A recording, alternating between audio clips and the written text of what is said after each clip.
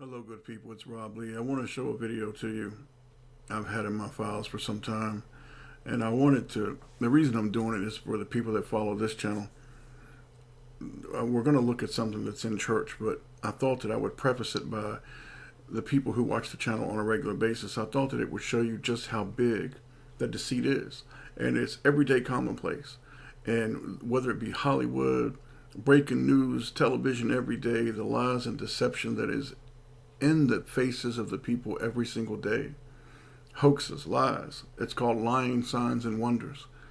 And the deception is great, from this piece of dung to the space, NASA, CGI. I want you to take a look at this video. These three monsters are supposed to be on the International Space Station. They're right here. Right here. But yet people believe it. I want you to ask yourself why. And how much deeper can it go? And then I want you to think about it as we get into the next video, because we're going to talk about the state of Israel versus biblical Israel. Hello, my name is Bailey. This question is for Chris. What was high school like for you?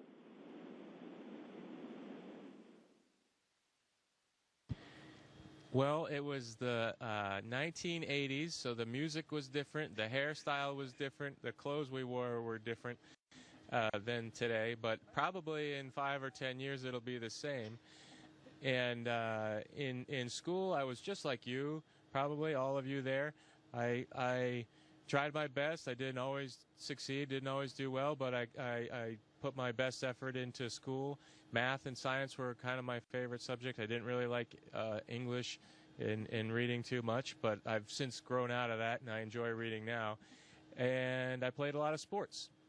And all of that happened in a little town called York, Maine, across the United States from where we're talking to you right now. Hello, my name is Steve Owen. I'm a teacher here at Riverside Prep.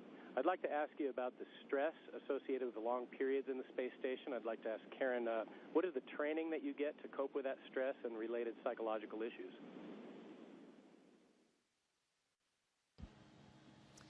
Well, for psychological issues, actually, when we are selected as astronauts, we go through quite a vigorous psychological screening process.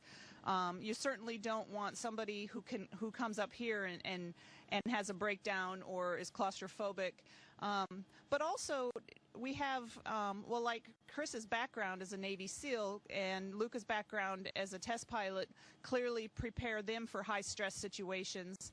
I could also argue that going through the process of getting a PhD can be a high-stress thing as well. And so, generally, when people get to the point where they're applying for this job, they've been through several things in their life that are high stress, and have proven that they can handle it and that they can get through it. And then also, once we start as an astronaut, for me, who did not have a flying background or have the military background where maybe I was put under some of that stress in a very critical situation, we started flying T-38s, the jet aircraft that we fly in the astronaut office. And for me, that was very good training, because your life is on the line if you do something really silly or stupid in the airplane. And so you really learn to work under a stressful situation. And I think that's very important when you're living up here.